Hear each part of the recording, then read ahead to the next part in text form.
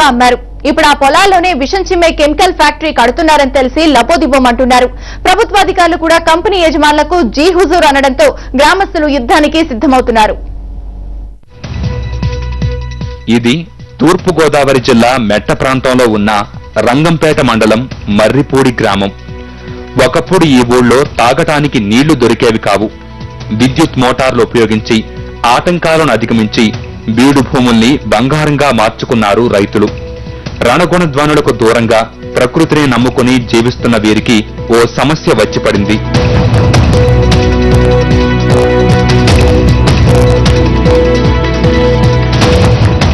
గత డిసెంబర్లో కాకినాడ నుంచి ఈ గ్రామానికి ఓ రెడ్డి గారు వచ్చారు. వ్యవసాయం కోసం భూములు కావాలని అడిగారు. మార్కెట్ రేటు కంటే 1 లక్ష ఎక్కువ ఇస్తామని ఆశ చూపి పేద రైతుల దగ్గర నుంచి 30 ఎకరాలకు పైనే కొన్నారు. ఆ తర్వాత Shri Venkateswara fertilizers and chemicals పేరుతో ఇక్కడ ఫ్యాక్టరీ పెట్టడానికి హైదరాబాద్ లోని ఇన్స్పెక్టర్ ఆఫ్ ఫ్యాక్టరీస్ కు సింగిల్ విండోలో దరఖాస్తు చేసేశారు. అక్కడి నుంచి పంచాయతీ కార్యాలయానికి లెటర్ వచ్చాక కానీ గ్రామస్తులకు విషయం అర్థం కాలేదు. దీంతో అభిప్రాయ సేకరణకు వచ్చిన అధికారుల్ని అడ్డుకున్నారు. పచ్చటి పొలాల్లో చిచ్చు పెట్టొద్దంటూ ప్రభుత్వానికి లేఖ రాశారు. మేము చిన్నప్పటి నుంచి ఇక్కడే బతుకుతున్నాం, ఇక్కడే ఇలాగా ఉన్నాం. ఇది కూడా బతకకుండా చేద్దారేమో మీరు చేయండి అంతే. ఫ్యాక్టరీ కట్టినా వ్యవసాయాల కంటే మేము ఇచ్చాం.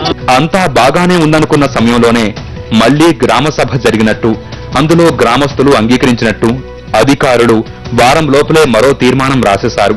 ఈ విషయం తెలియని గ్రామస్తులు పొలంలో ఫ్యాక్టరీ పనులు మొదలవటం చూసి షాక్ అయ్యారు.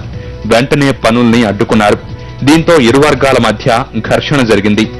దీంతో ఫ్యాక్టరీ నిర్మాణానికి అడ్డు తగులుతున్నారంటూ కొంతమందిపై కేసులు కూడా పెట్టారు. ఎమ్మెల్యే నల్లమిల్లి శేషారెడ్డి ప్రోద్బలంతోనే ఇదంతా జరుగుతోందని గ్రామస్తులు ఆరోపిస్తున్నారు. ఊళ్ళో సమస్య ఆయన వచ్చిందానికి ఊరంతా దరిద్రం అయిపోయిందండి. ఈ ఊరే కాదు, ఆ ఊళ్ళో ఎందుకంటే ప్రశాంతంగా బతుకోవాలండి. ఆ ఎమ్మెల్యే ఉన్నాడు, మీరు పెట్టి నేను చూసుకున్నాను అంటున్నాడు. ఎవడైతే తిరుగుతారో ఆయన కేసు పెట్టేయండి, నేను చూసుకుంటాను అని ఆయన చెప్పేప్పుడు నిలబెట్టినాకి మా ఫ్యాక్టరీ గడప వస్తానండి. ఊరి సవాళ్ళ మంది కట్టుకోవాలండి. నేను ఫ్యాక్టరీ ఇట్టు పడితే కట్టకూడదండి. ఇక్కడ ఇంత జరుగుతున్న ఫ్యాక్టరీ యజమానులు మాత్రం తెర వెనుక నుంచి బయటకు రావటం లేదు. మొత్తం వ్యవహారానంతా బ్రోకర్లు, ఏజెంట్ల ద్వారానే నడిపిస్తున్నారు.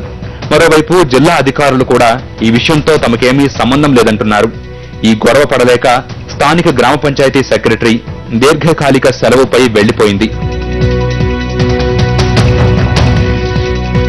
రైతులు, గ్రామస్తులు సైట్లో ఉండగానే ఫ్యాక్టరీ యజమానులు తమ ఏజెంట్ను రంగంలోకి దింపారు.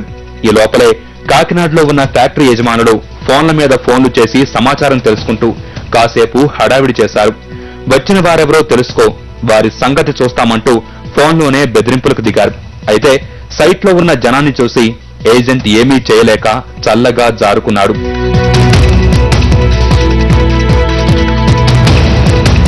ఎమ్మెల్యే బంధువులకు చెందింది కాబట్టే ఫ్యాక్టరీకి అడ్డుపడే వారిపై కేసులు పెట్టిస్తున్నారని గ్రామస్తులు దుమ్మెత్తిపోస్తున్నారు. చావో రేవో తేల్చుకునేందుకైనా సిద్ధమేనని, ఫ్యాక్టరీ నిర్మాణం మాత్రం జరపనివ్వబోమని గ్రామస్తులు తెగేసి చెబుతున్నారు.